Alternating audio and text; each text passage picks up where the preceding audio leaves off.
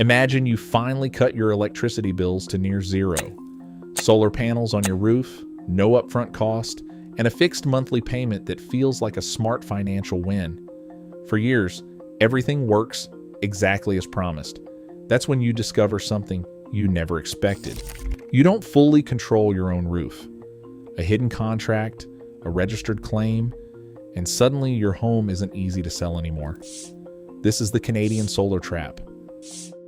Imagine you are a Canadian homeowner who thought they had finally made a genuinely smart financial decision. Your hydro bills had been climbing for years without mercy. You watched the quarterly statements from Ontario Hydro, or BC Hydro, or ATCO arrive and felt the same slow dread every time. You tried everything: programmable thermostats, LED bulbs, running appliances at off-peak hours, and the bills kept rising anyway.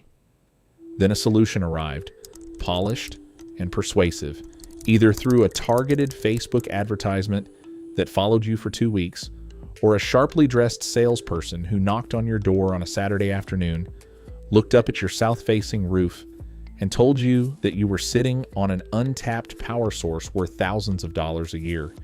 They mentioned the federal Greener Homes program. They talked about provincial rebates, net metering, and green energy incentives. They told you that through an innovative financing structure, a complete solar panel system could be installed on your roof at absolutely zero upfront cost. You simply pay a fixed monthly rate, always lower than the utility charges, for the electricity the panels generate. You asked questions. They had smooth answers for all of them.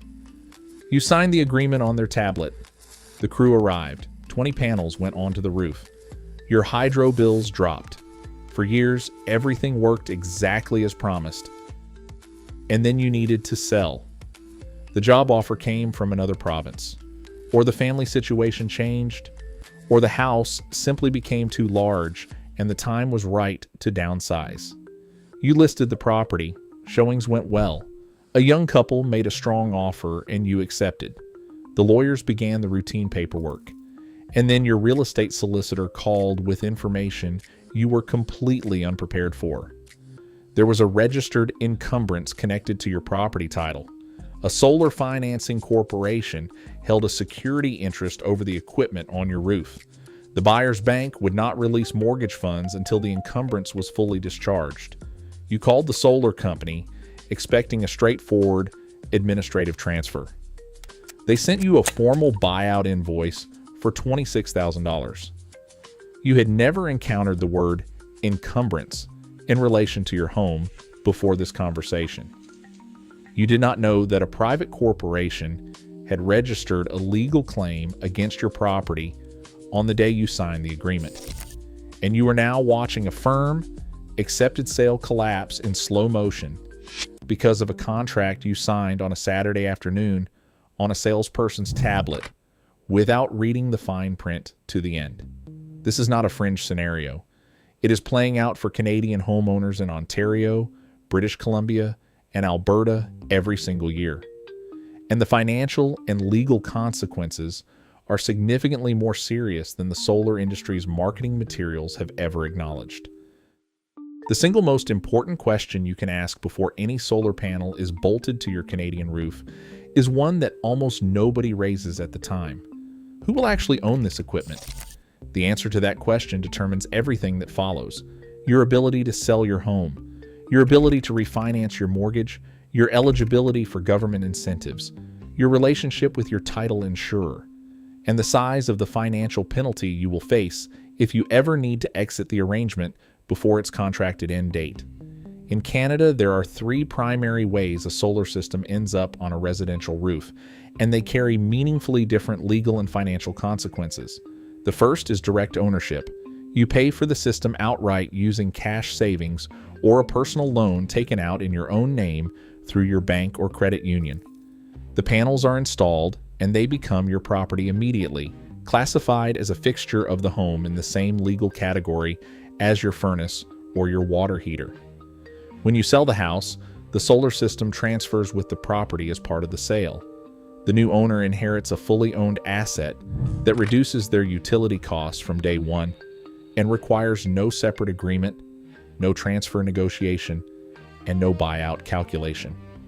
According to guidance from the Appraisal Institute of Canada, owned solar installations can contribute positively to a property's assessed value when the financial benefit to the buyer is clearly documented, the system is well maintained, and the energy savings are quantifiable in the current market context. This positive value contribution is the version of the solar story that the industry promotes in its marketing, and for owned systems, it is accurate.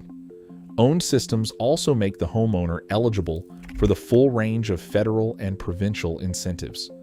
The Federal Greener Homes Program offered grants of up to $5,000 and interest-free loans of up to $40,000 specifically for owned installations before the grant component closed to new applicants in 2024.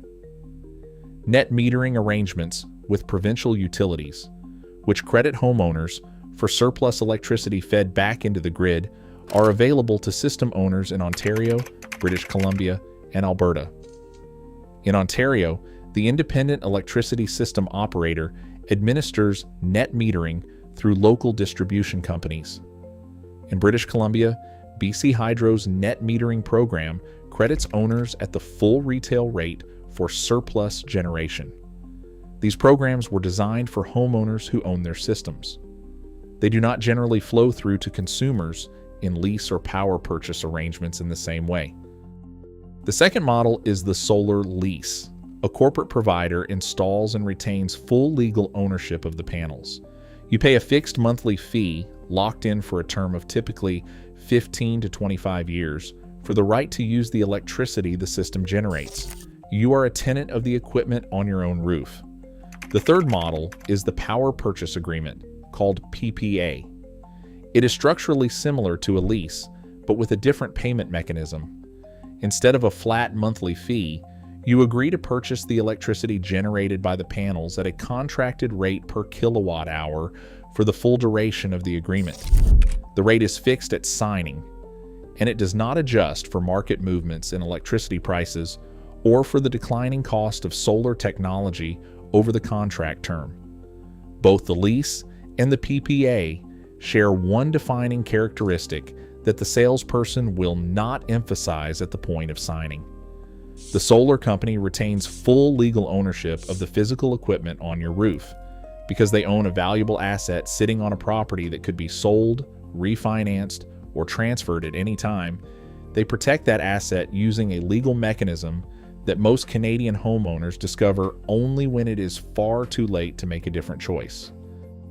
The moment a Canadian homeowner signs a solar lease or power purchase agreement, the financing company's legal team takes action that the homeowner is almost never informed about in plain language.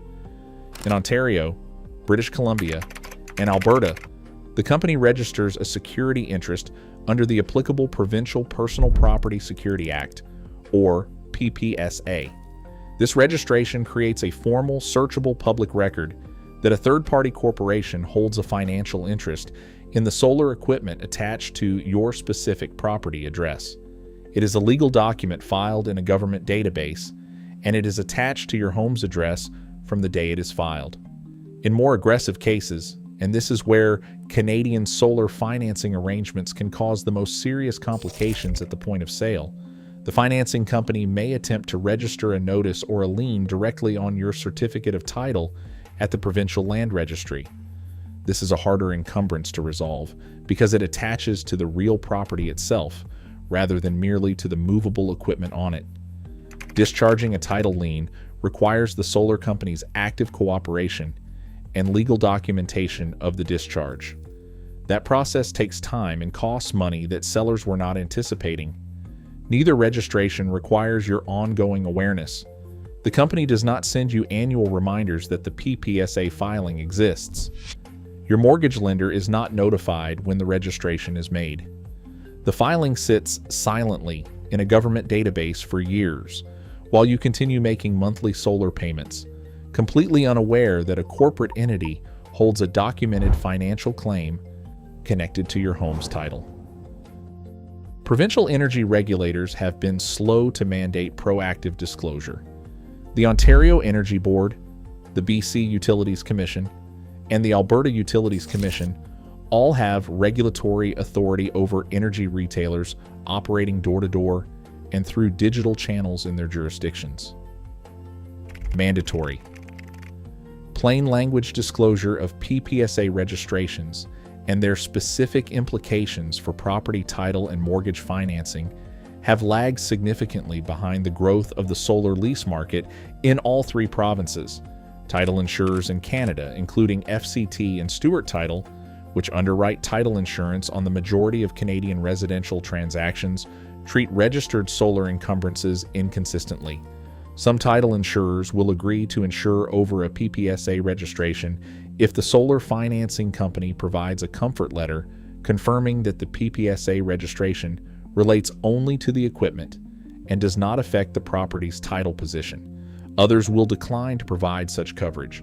Critically, a title insurer's willingness to provide coverage does not resolve the separate concern of the mortgage lender.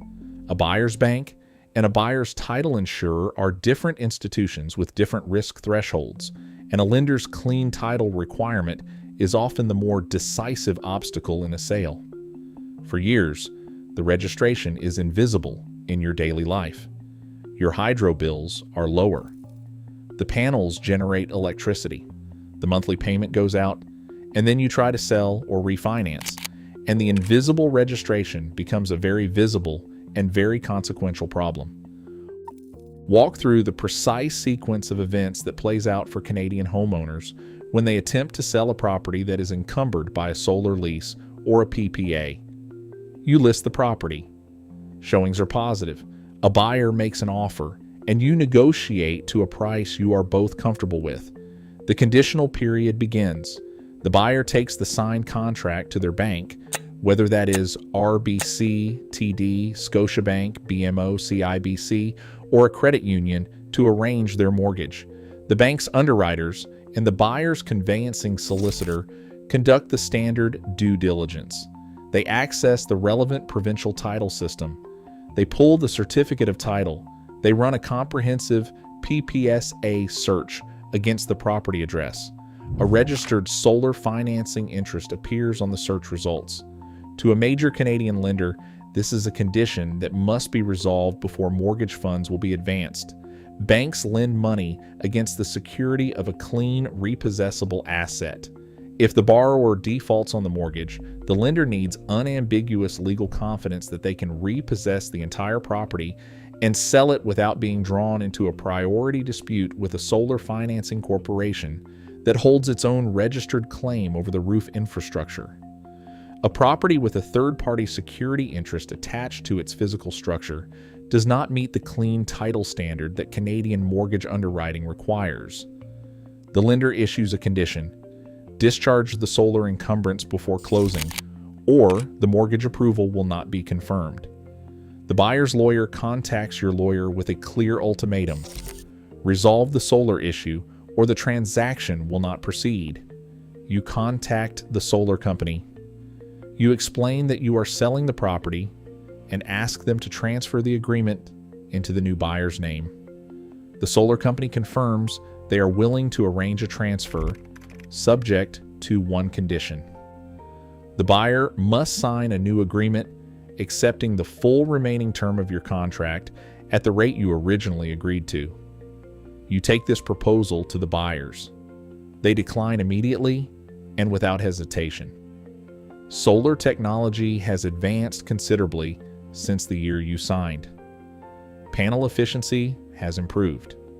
Installation costs across the industry have dropped significantly. A buyer who wants solar on their new home can today purchase a new, more powerful, fully owned system outright for a cost that is competitive with or lower than the total remaining payments under your legacy lease. There is no rational financial case for a buyer to inherit your contract when ownership is the better available alternative. They invoke the financing condition in the purchase agreement, cancel the contract, and recover their deposit. You lose the sale. In the days following the collapsed sale, you call the solar company and ask the question that should have been the first question on the afternoon the salesperson knocked on your door. What will it cost to cancel this agreement entirely? You assume the answer will reflect the current residual value of secondhand solar equipment. The system cost approximately $12,000 to install 5 years ago. You have been making payments throughout. The logical assumption is that the buyout figure represents something close to the remaining depreciated value of the hardware, perhaps $4,000 or $5,000. The solar company sends the formal buyout invoice. It is for $26,000. The contractual mathematics behind that figure are legal and enforceable, and they are written into the agreement you signed. You are not purchasing second-hand solar panels whose market value has declined over 5 years of use and technological obsolescence. You are terminating a long-term commercial energy supply agreement before its contracted completion date. The buyout clause entitles the solar company to recover their projected lost revenue across the entire remaining term of the agreement. That means electricity payments that have not yet been generated from a system you no longer want on a property you are trying to sell. The solar company is charging you for future electricity that will never flow through your home. It is entirely legal. It is in your contract. And it is the mechanism that transforms a zero upfront cost installation into a potential exit liability of $25,000 to $40,000, depending on the years remaining, and the buyout formula specified in your particular agreement. The Canada Revenue Agency treatment of solar financing arrangements adds a further layer of disappointment for homeowners in lease and power purchase agreement structures. The Canada Revenue Agency guidance on home energy improvements and the federal Greener Homes program applies primarily to owned solar systems. Capital cost allowance treatment, the depreciation deduction available against rental or business income, accrues to the owner of the equipment. In a lease or power purchase agreement arrangement, the solar company is the owner of the equipment and the party entitled to claim applicable investment tax treatment and capital cost allowance on their corporate tax returns. The homeowner in a lease arrangement received lower monthly electricity costs and nothing further from an incentive standpoint. The government rebates and green energy programs referenced in the sales pitch were accurate as general industry statements. They described benefits that flowed to the solar company as equipment owner, not to you as the consumer paying for the electricity.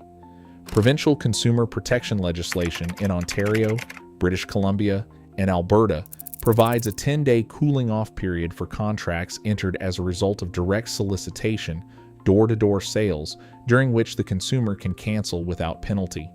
5 years into a signed agreement, that protection is long expired and provides no relief. Facing a $26,000 buyout invoice that was not in any financial plan you made when you listed the property, a reasonable person considers the straightforward alternative. Instruct the solar company to remove their equipment. No panels on the roof, no encumbrance on the title, sale proceeds cleanly. This decision triggers the final and potentially most physically damaging trap in the entire contract. The solar company agrees to remove the system. Subcontractors arrive and spend several hours extracting the panels, removing the racking and mounting hardware, disconnecting the inverter from the electrical system, and loading the equipment onto a truck. They leave. You step outside and look up at the roof, expecting to see your original roofing material restored to its previous condition. What you see instead is a series of penetration points across the roof surface, lag bolt holes drilled through asphalt shingles, metal roofing panels, or flat membrane roofing directly into the structural decking beneath. To anchor solar panels securely against Canadian snow loads, ice accumulation, and wind uplift forces, the original installation crew drilled substantial fasteners deep into the roof structure at multiple points across the panel array. When the removal crew extracts those fasteners, they do not restore the roof to its original specification. They do not replace roofing material. Under the standard removal clause in Canadian solar lease agreements, the company is contractually required to return the roof to a weatherproof condition, a legal standard that in practice translates to a subcontractor applying roofing sealant to each penetration before moving to the next job. Canadian climate conditions are unforgiving toward improperly sealed roof penetrations in ways that warmer climate solar markets never encounter. Freeze-thaw cycling, The repeated freezing and thawing of moisture within penetrations and around sealant edges is one of the primary mechanisms of roofing failure in Canadian residential construction. Ice damming along eaves creates pressure differentials that force water under flashing and through compromised sealant. Spring snowmelt introduces sustained moisture load across the entire roof surface.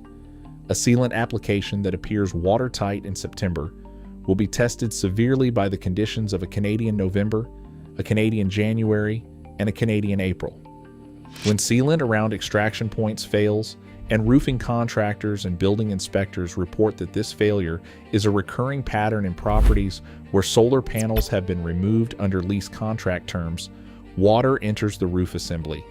It migrates through insulation bats, reaches the structural decking, and eventually finds its way to interior ceiling finishes. By the time water damage is visible as staining or structural failure at the ceiling level, the remediation scope has grown substantially. A qualified roofing contractor and water damage remediation company are looking at a combined bill of $10,000 to $22,000 depending on the scale of the original installation, the roofing material, and how far the water infiltration has progressed before detection. You contact your home insurer to file a claim for the water damage. The adjuster inspects the roof, identifies the source of the damage as the extraction of commercial equipment under a contracted service agreement, and declines the claim. The damage was not caused by a storm, a falling object, or any other insured peril. You authorize the commercial removal. The resulting structural failure is your financial responsibility under the terms of your home insurance policy. You attempted to avoid a $26,000 buyout fee. You now have a damaged roof, a voided insurance claim, a property in worse physical condition than when the sale first collapsed, and no buyer waiting. This situation is avoidable. It can be prevented both at the point of signing and by how you manage an existing agreement if you are already in one. Here is what every Canadian homeowner needs to know before a salesperson appears at the door, or before a purchase agreement is signed on a property that already has panels on the roof. Own the system, or do not proceed with solar at this time. The Federal Greener Homes Loan offered interest-free financing of up to $40,000 for eligible owned installations. Provincial rebate programs in British Columbia, Ontario, and Alberta have provided additional financial support for homeowners who own their systems outright. Net metering credits from provincial utilities accumulate to the benefit of owners. The full picture of owning versus leasing includes not just the monthly payment comparison, but your ability to sell the home cleanly, your eligibility for government incentives that are unavailable to lessees, and the complete absence of a buyout clause in your exit calculation. If a lease or PPA is the only accessible path to solar for your current financial situation, the true cost of that path includes the buyout liability you are accepting on the day you sign. Run a PPSA search and a full title review before purchasing any home with existing solar panels. Before finalizing a purchase agreement on any Canadian property where solar panels are already installed, instruct your real estate lawyer to conduct a complete PPSA search in the applicable province and to examine the certificate of title for any registered solar financing interests. This search costs under $50 and takes a matter of hours. If a registered encumbrance appears, require the vendor to obtain a written buyout quote from the solar company and to discharge the encumbrance completely before closing, entirely at their expense. Do not proceed to a firm sale with an undischarged solar encumbrance on the title. If you are already in a solar lease and you plan to list your home, disclose the arrangement early and manage the process proactively. Contact the solar company in writing well before listing and request a formal written statement of the current buyout amount, the conditions for a contract transfer to a new buyer, and the terms of the removal clause. Have your real estate lawyer review the full agreement and confirm the exact status and nature of any registered interest. Provide this disclosure package to your listing agent before the property goes to market, so the solar arrangement is disclosed in the listing itself. Buyers who discover an encumbrance after signing a contract feel misled and will exercise their right to walk away. Buyers who are informed upfront can make a considered decision. They can factor the buyout into their offer price, negotiate a price reduction, or choose to proceed with a contract transfer on terms that work for both parties. Solar panels on a Canadian home are not inherently a problem. An owned, properly documented solar system with clear net metering arrangements, a transferable manufacturer warranty, and well-maintained equipment can be a genuine asset in a Canadian property transaction, particularly as energy costs continue to rise and buyers increasingly factor utility costs into their purchasing decisions. The problem is not solar energy. The problem is a specific commercial financing structure, sold aggressively through door-to-door and digital channels, that embeds long-term financial obligations and security registrations into the title of a family home without adequate plain language disclosure at the point of signing. The Ontario Energy Board, the BC Utilities Commission, and the Alberta Utilities Commission have the regulatory authority to mandate full, clear, plain language disclosure of Personal Property Security Act registration consequences in every solar lease and every power purchase agreement signed in their jurisdictions. Until that regulatory standard is enforced, the financial exposure from an undisclosed solar encumbrance rests entirely on the Canadian homeowner who signed without fully understanding what they were agreeing to. If you found this interesting, check out this video here.